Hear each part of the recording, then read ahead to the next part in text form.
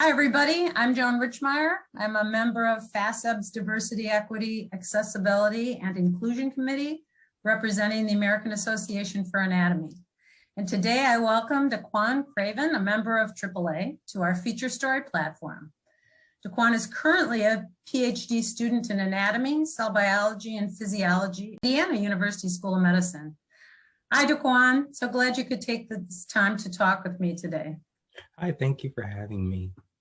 It's my pleasure. So can you tell me a little bit about where you're from, both geographically and in terms of your upbringing, and what brought you to seek a career in science? Yeah, so I'm originally from Flint, Michigan, raised in Flint, Michigan for a while and moved around a bit in high school and somehow landed in Atlanta. And that's where I did undergrad at Georgia State University, studying biology. And my main interest of pursuing science was really, it was just cool. All of my experiences with science in high school were cool, as I would put it. And I thought that I wanted to do something involving medicine. And initially, because of some issues with my high school performance, I didn't feel that I could pursue medicine directly. So I actually started with a pre-nursing major, and of course, Anatomy and Physiology 1 was one of the first classes I ever took in college, and that really catapulted me to this point because it was such a great experience when I went in expecting the worst. You and I are from different generations and most likely were raised quite differently. What is it that you would want me, as an established scientist, to understand about daily challenges that you encountered throughout your educational and professional journey and what it took to overcome them? For this question, I'm going to say that one of the key daily challenges, kind of the first one that comes to my mind, is anxiety about the future.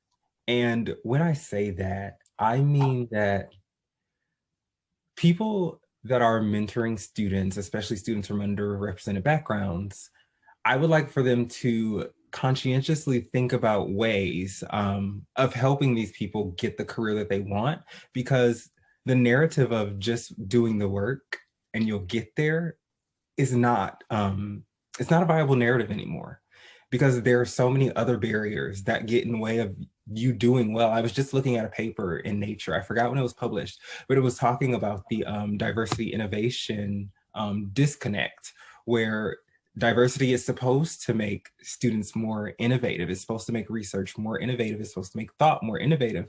However, students from underrepresented backgrounds are having innovative ideas that are being dismissed. So they're not getting to these places because of things like that. So just doing the work is not enough anymore. Mentors need to try and find ways to think in totality with all of the barriers that could be in place, not only doing the work, but how can we navigate these barriers so that the work can shine in the correct light?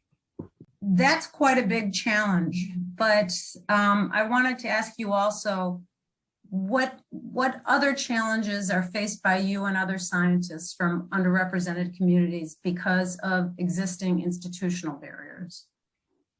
One of the biggest things, especially that this last year has taught me, would be the importance of acknowledging the things that are going on in the world.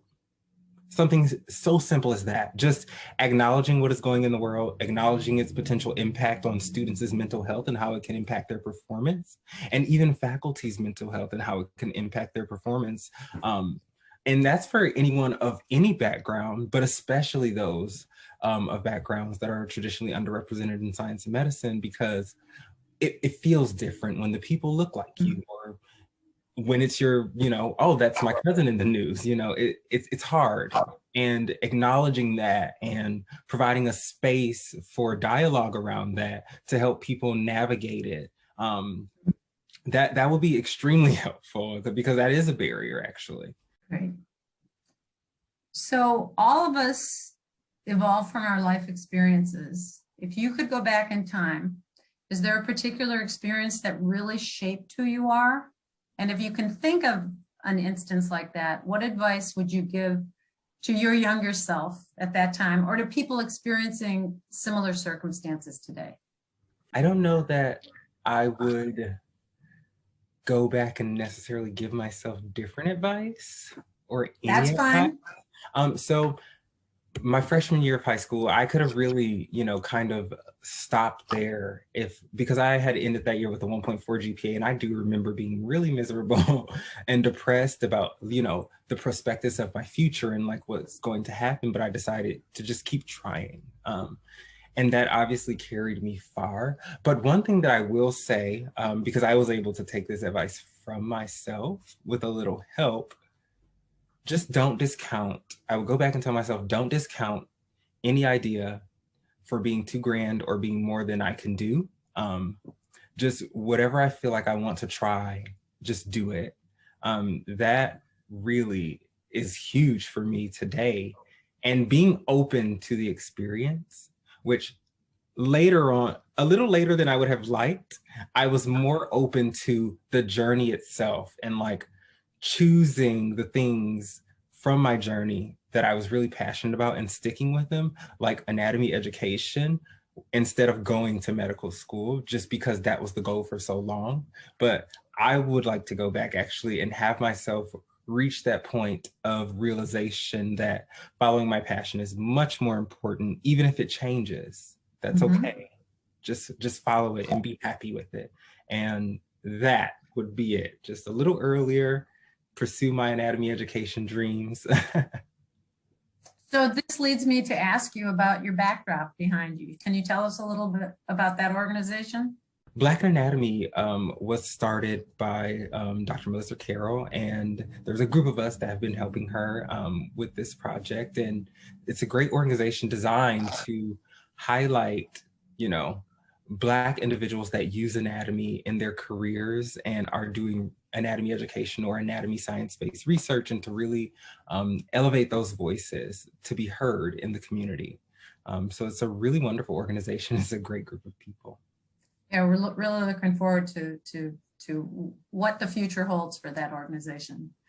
Well, I want to thank you very much for being willing to talk to us today and sharing your reactions and life philosophy with us, because it means, well, it means a lot to me as a person and as a scientist, but I think it also means a lot to other people from disadvantaged backgrounds to learn what it is that you share in terms of goals and the future ahead of you. So thank you very much. Thank you so much for having me and allowing me to have this little platform to tell my little truth.